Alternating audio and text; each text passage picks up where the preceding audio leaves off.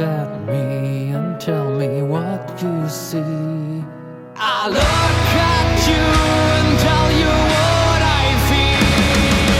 Look at me and tell me what you see. I look at you and tell you what I feel.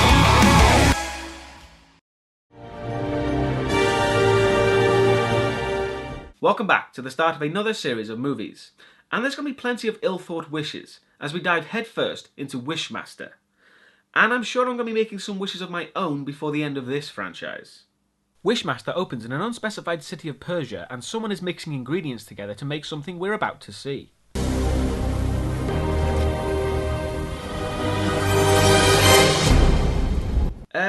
I'm not sure it's that simple to make perfectly cut gemstones. If it was that easy, I think we'd all be doing it. And I know, it's magic, it doesn't have to make sense, but come on. We then get some opening text with narration to tell us about the Jinn. Fun fact, the narrator is Angus Scrimm of Phantasm fame. He'll be the first of many recognisable horror icons.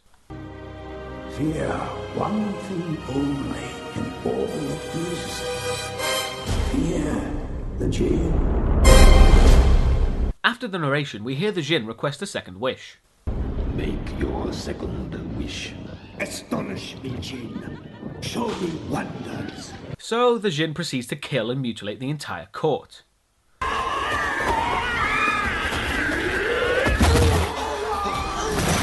Holy crap, he turned him into Han Solo.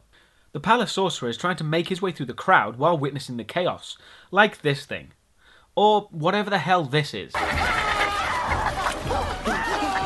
I get the feeling that the guy who asked to be astonished didn't have this in mind. Also,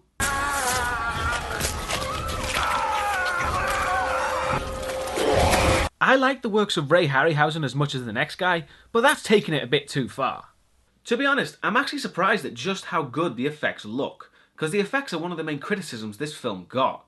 But I think you'll agree, they do actually stand the test of time, and look great. The sorcerer confronts the Sultan and the Jinn beside him, telling him not to make any more wishes. Cause, as established, that would free all the Jinn. But the Jinn tries to convince the Sultan. New wonders, majesty. New splendors. And new and terrible masters! Yes.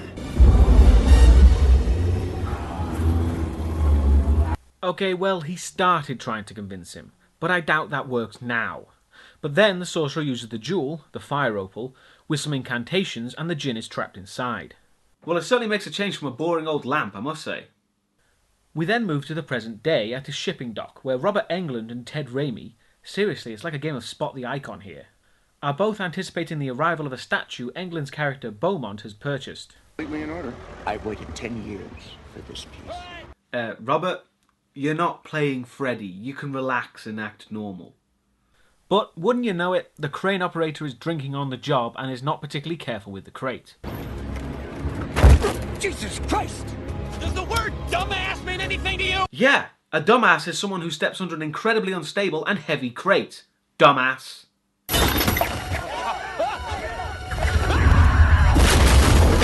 I did tell him. And it seems Beaumont is more annoyed at the broken statue rather than his assistant's death.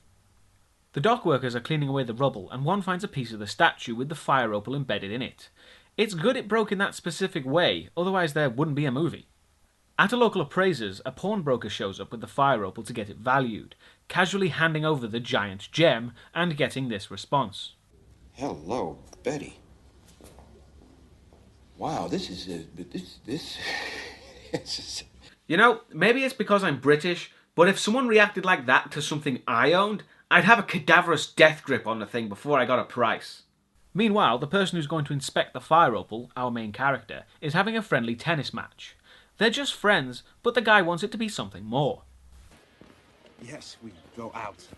All the time, but we don't go out. Josh. There's a difference. You are my best friend. Do you know how hard a friend is to find? I don't wanna mess that up. Dates are a dime a dozen. What is this, a horror movie or a Jennifer Aniston movie? Moving on.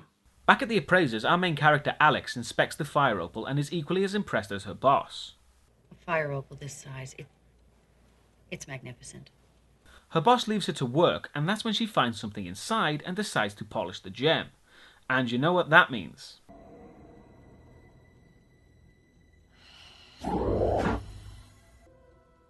And then jump scare.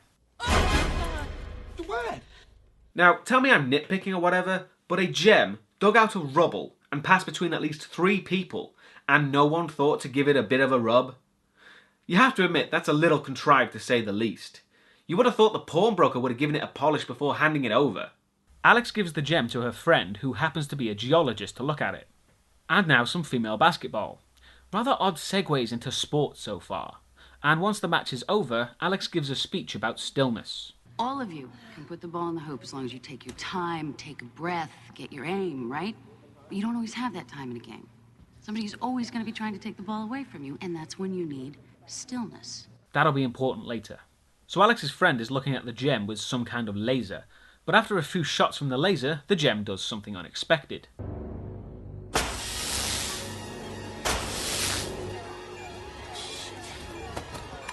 And laser scan. And the laser scan, damn it! What is it? Fulminated mercury. A little tweak of chemistry.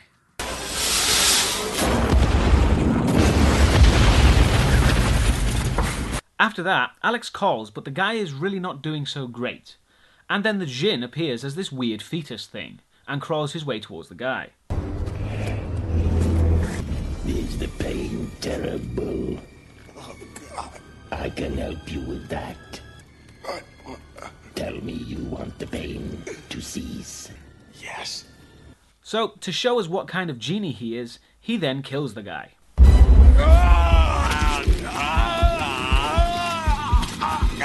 Although, come to think of it, Alex is the one who supposedly freed him, but from the looks of it, it was that guy who freed him. Either way, if the Jinn's entrance is to explode, killing the nearest person, that might not be such a great idea when you want them to survive and make wishes. Now, the Jinn is fully restored, with Alex experiencing horrible visions as it happens. And I should say, the makeup is pretty damn good. It's simple but intricate, not too complicated but distinctive enough that you'll remember it.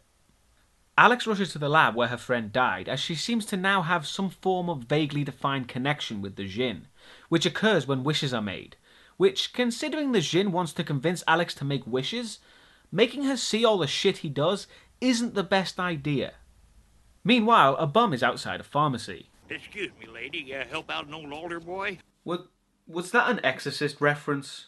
Father, would you help an old altar boy? Then the pharmacist is a dick to him. Dude, you don't own this fucking sidewalk. You wanna know something? I do own this fucking sidewalk. You wanna know why? Because I pay fucking taxes. Fuck you. No, fuck you! Ah, must be an NHS pharmacy. The bum walks away pissed off and comes across our Jinn, and he offers to make his threats and curses come true. Do you really mean those curses you hurl so freely? Damn right I did. What would you do to have them come true? So after some thought, he thinks of a suitable punishment for the pharmacist. She'd only get cancer and die. As you wish. That's a rather oddly specific punishment. It's kind of beyond mere flight of fancy. Kind of makes it difficult to sympathize with the guy when he's so mean-spirited. So the guy dies pretty quickly. I think the Jinn exaggerated the bum's wish quite a lot. And of course Alex sees it all happen as she runs off. And the bum runs away from the Jinn for obvious reasons. Tell them there is something loose in their city. Something which feeds on wishes. Apparently the Jinn knows what a cigarette is and how to smoke now. Thinking about it, he's adapted pretty well to a completely different culture and language too. But again, magic, you don't need to explain it. Alex is home being depressed, and after telling her sister that she feels responsible for her friend's death, we find out that when Alex and her sister were kids, their home caught fire. Alex saved her sister but couldn't save her parents, and it affected her mentally. Her sister reassures her to make sure she doesn't slip back into that now. Which is a really clever, character-driven way of explaining why the closest person to her is reluctant to believe her. Because most of the time in these kinds of movies, people don't believe the main character's stories just because. and the audience is never really given a reason outside of the fact that the plot says it needs to be that way. So I appreciate the extra effort.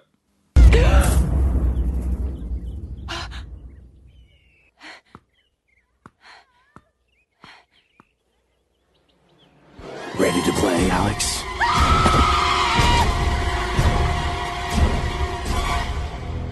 Oh, what a scary nightmare. I can smell your fear. Huh? Scary voice from out of nowhere? Oh, I'll just go back to bed, it's nothing. The next day, the Jinn has made his way to the local college, thoroughly disguised of course, so no one can recognize him, except for him.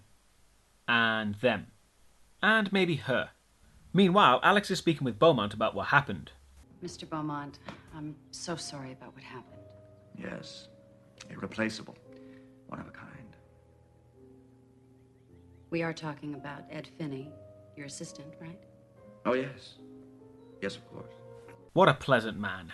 He confirms to her that the jewel wasn't meant to be there, and he takes her to see something.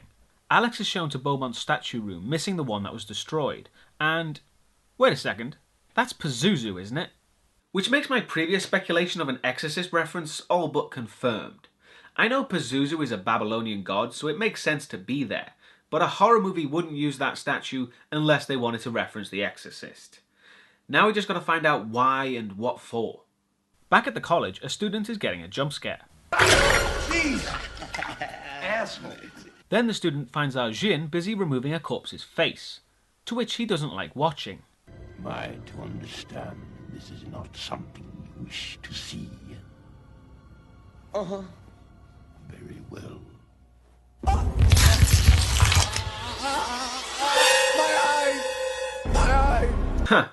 Was that jump scare earlier foreshadowing? Jeez! Touché, movie. Touché. So the Jinn, after taking the corpse's face, simply places it on his own so now he can basically look human, which causes Alex to freak the fuck out. Raymond! What's the matter? No, I'm fine.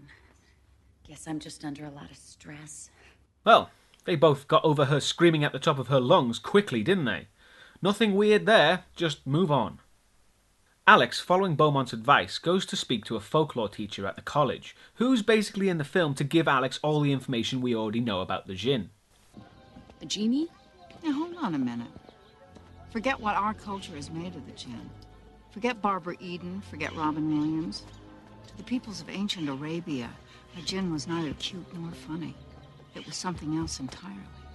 Meanwhile, the Jinn, who's apparently in no fucking rush, is getting fashionable, as he buys himself a suit, which apparently causes the store attendant to want to jump his scaly ass.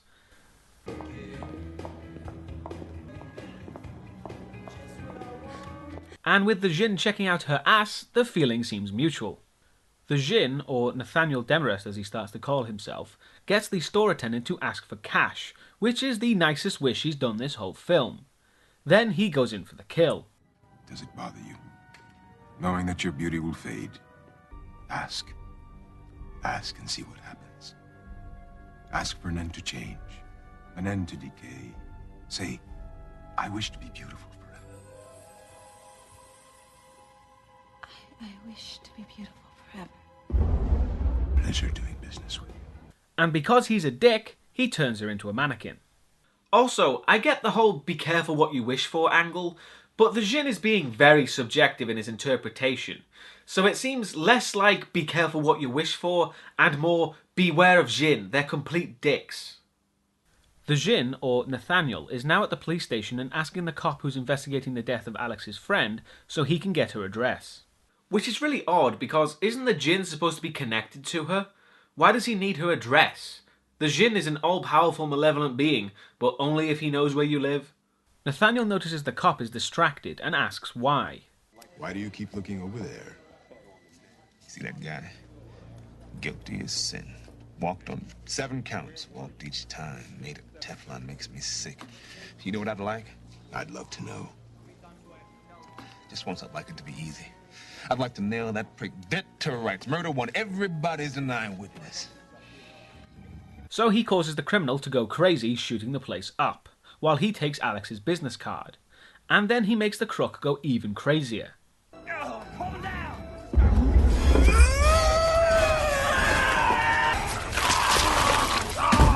Such a shame.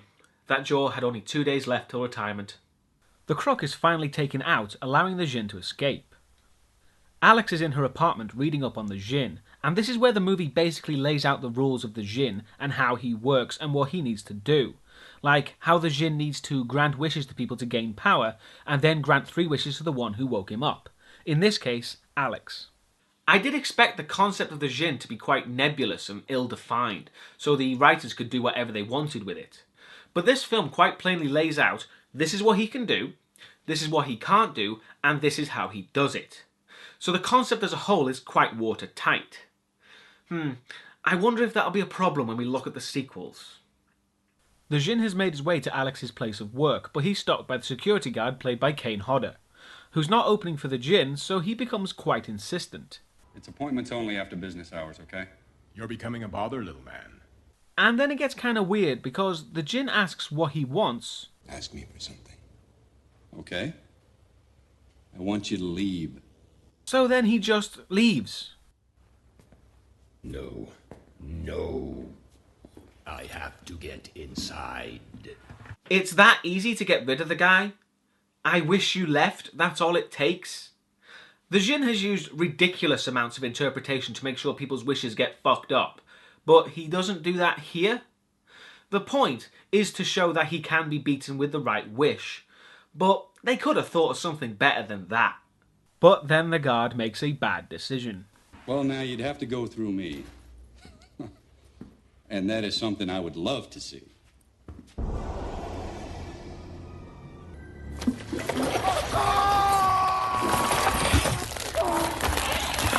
Oh hey, he turned him into Han Solo. Oh wait, I did that. Damn it! Also, I should say the security guard just had 2 wishes when the rules say he only gets 1. So the Jinn quite literally walks through the guard. The Jinn talks to Alex's boss, still trying to get her address. Her boss refuses, of course, so the Jinn offers to make one of the pots 100 times more valuable. Holy shit. Is it me, or did he make that pot look like something you'd buy from a seaside souvenir shop? Minus the diamonds, of course. Then the Jinn asks what would convince him to give Alex's address. Well, I'm not a greedy man. How about $1 million? Done.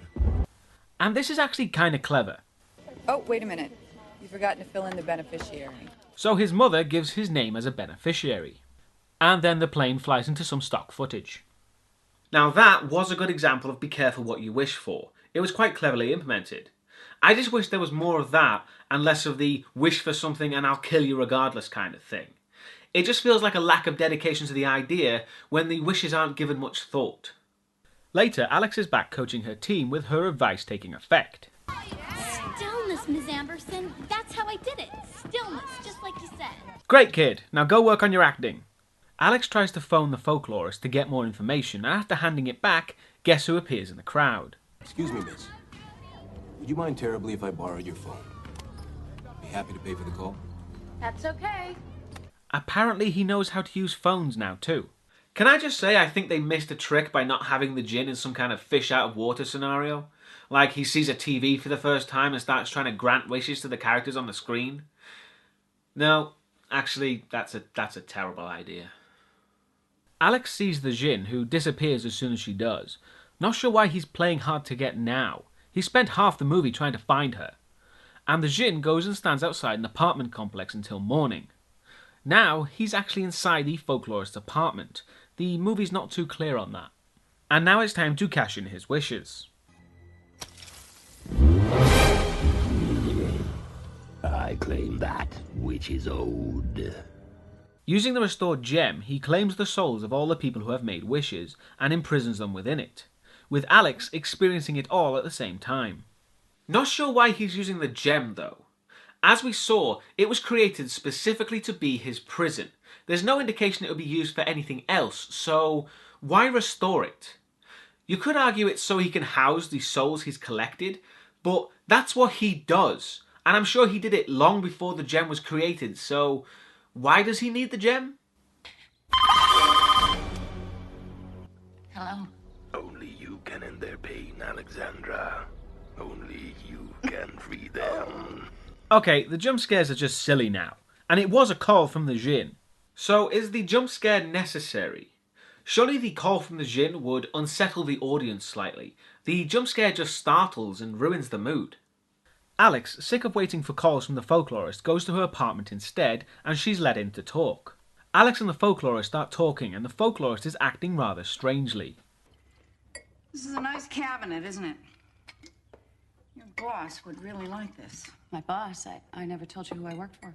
They get to business talking about the Jinn. Are you cold? No, I'm fine.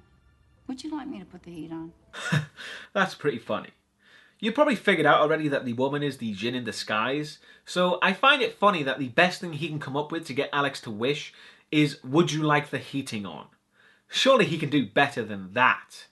He's shown a skill at being able to get into people's minds and making them ask for stuff, but here, it's pretty half-arsed. The Jinn kind of breaks character at that point to mock humanity. Imagine that. The only magical thing in a rationalist world. A vulnerable world of disbelief. Where no reason would ever rescue you, nor science save you. He would have a fine old time, wouldn't he? After she offers some food to Alex, Alex realizes who she really is, vowing to fight the Jinn with her own mind. There's no hope. No magic. I'll have to rely on myself. Matchwits with a creature older than time.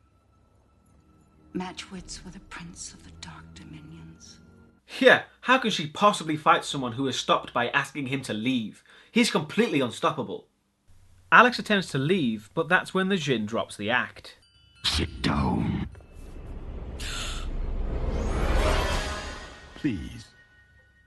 Sit down. He reveals he killed the folklorist. I showed her my true face. Her reaction wasn't very flattering. As a matter of fact, she got downright hysterical. I merely asked her if she wished to be released from her fear. Again, that was a very subjective wish, but frankly, I don't care. Because Andrew Divoff looks to be having so much goddamn fun that he can say whatever he likes, because he's just so enjoyable to watch in this film. The Jinn threatens Alex's sister, to which she threatens to kill him back. So the Jinn transforms completely. Spare me, child. Behold my true face. Oh my god. Yes. The shit just hit the fan, didn't it? You see what I mean? The character is hilarious. Possibly not what they were going for, but I don't care. He's awesome. And to be honest, the film would have been a lot worse if the character wasn't played that way. To give an example, the Jinn gives a free wish outside of the 3-wish clause. Blow your brains out. Right now. Very well.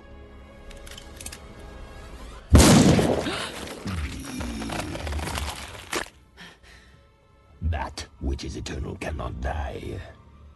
But if it's any consolation, sweet Alex, that hurt like hell. I don't know why I find that line so funny, but I really do. I'm actually quite surprised. When people mention horror movie characters, they mention Freddy Krueger or Pinhead, but not many people mention the Jinn, which is a shame because, as I said, he's awesome. With a unique gimmick, which is the wishes, and a serious demeanour but still has fun with the situation, making the film entertaining as a result. Alex reluctantly then makes her first wish. I wish to know what you are. What are you doing? Granting your wish. So she's been transported to the gem, and the Jinn tells her, frankly, cliches. To you, I am this, the cry of the abandoned child. I am the face that stares back at you from the shadowed mirror. And then some weird-looking thing chases Alex through the corridors. Now, he really didn't tell her what the Jinn was now, did he? But, you know, I keep going on about the Jinn's rather loose interpretation. However, there is one problem I do have with the Jinn's method, and it's simply this. Why not give her good wishes? Why be an asshole? Bear with me on this. The person who woke him needs to make 3 wishes. But if they know they're gonna be bad for them, then why would anyone make 3 wishes? Especially after the first one fucks up. You're hardly just gonna move on to the next one, are you?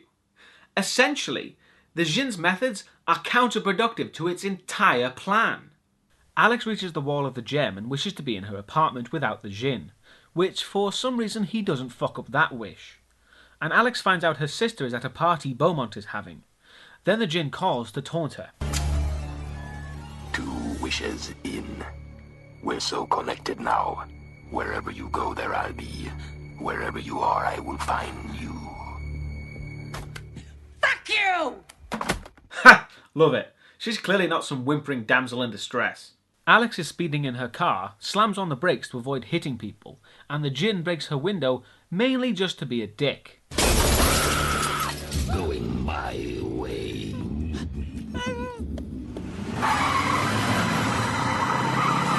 And it should be said that Alex is trying to get the Jinn away from her sister, but she is leading him right to her. Alex reaches the party, finding the bouncer. Oh hey, it's Tony Todd. Alex tells him the Jinn is trying to kill her, which I think was just a way to get into the party, so that was kind of a bitch move to just throw someone at the Jinn like a blunt object. The bouncer speaks with the Jinn, politely telling him to leave, but he doesn't take kindly to being called Doorman. Doorman? The name is Valentine. Johnny Valentine. You remember that when they asked how you lost your eye? Huh, so that's how that happened. The Jinn then works his persuasive magic where he uses this specific phrase. Would you like to escape into a more exciting profession? To which Johnny Valentine takes him up on the offer. As you wish.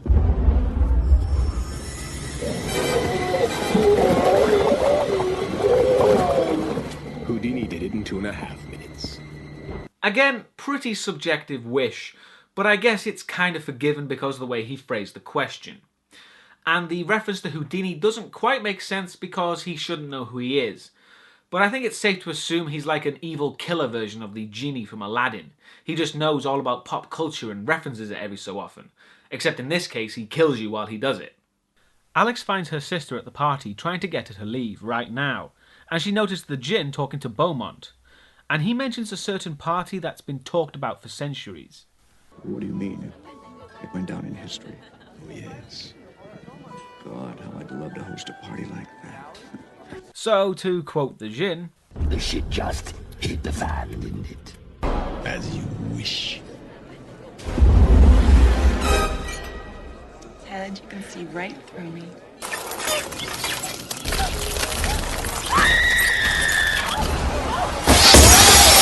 So, is any kind of vague statement necessary to count as a wish now? Let's be honest, it's all just an excuse to have a massive gore-filled bloodfest of a climax. I would have preferred story to take precedence over the gore, but what are you gonna do? 90s horror movie.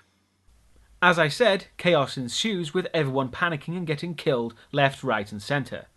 The effects are kind of dated nowadays, but still pretty effective to be honest. There's also this thing which I'm not really too sure what the hell it is, and this lady in the green dress shows us just how little power the Jinn has as she's alive again in the very next scene. The Jinn appears to Alex wanting her last wish, but she won't give it knowing that he can't kill her. I don't need you dead, Alexandra. I just need you to wish you were. And then he animates a statue to try and kill her, because that makes sense. Beaumont runs into Alex and then he throws up some bizarre creature.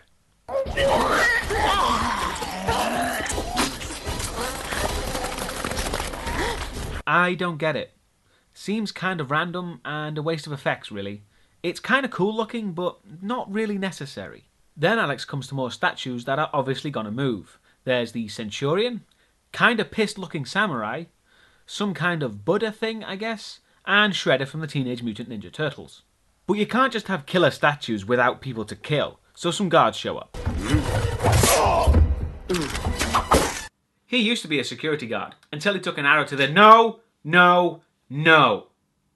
Alex tries to get the remaining guard to leave, and then a painting comes to life.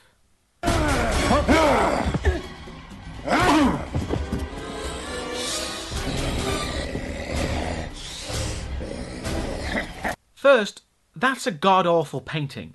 And second, who is that supposed to be? Jack the Ripper? Mr. Hyde? I don't know, it's just weird. Anyway, it's time for the final confrontation in Beaumont's statue room. The Jinn demands a third wish and adds a little incentive for Alex. I call it, Sister, why have you forsaken me?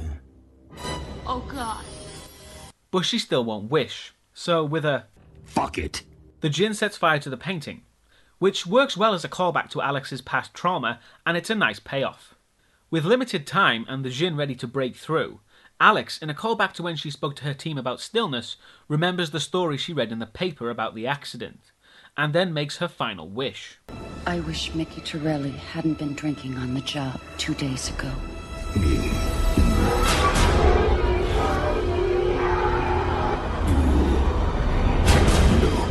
So yeah, the Jinn's not really as clever as he thought he was, as he's pulled back into the gem and time reverses to the day of the accident, as we see the statue being taken off the boat without incident. And Alex chooses to go out on a date with her friend. So yeah, all a guy has to do is die to get a date with her. That's great, that is. And because it's a 90s horror movie, we need an ending to imply more sequels.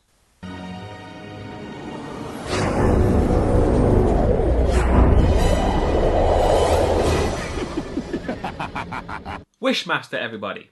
And I gotta be honest, when I first started to watch it, I was expecting to completely hate it. But despite the rather hokey acting and the problems in logic, this is still a really great film. I love it. The premise is solid, with it sticking very close to the actual myth of the Jinn. It takes its time to set up everything it needs to, but doesn't outstay its welcome. The effects, in my opinion, look really great, with little reliance on computer-generated effects. And frankly, Andrew Divoff as the Jinn is fantastic. As I said, he plays it how it needed to be played. Over the top, but not ridiculous. And the fun he's having with the role just shows throughout the film. So, surprisingly, we're starting on a high note. Let's just hope the sequels can keep this good time going, and won't have us wishing for the end. See you next time.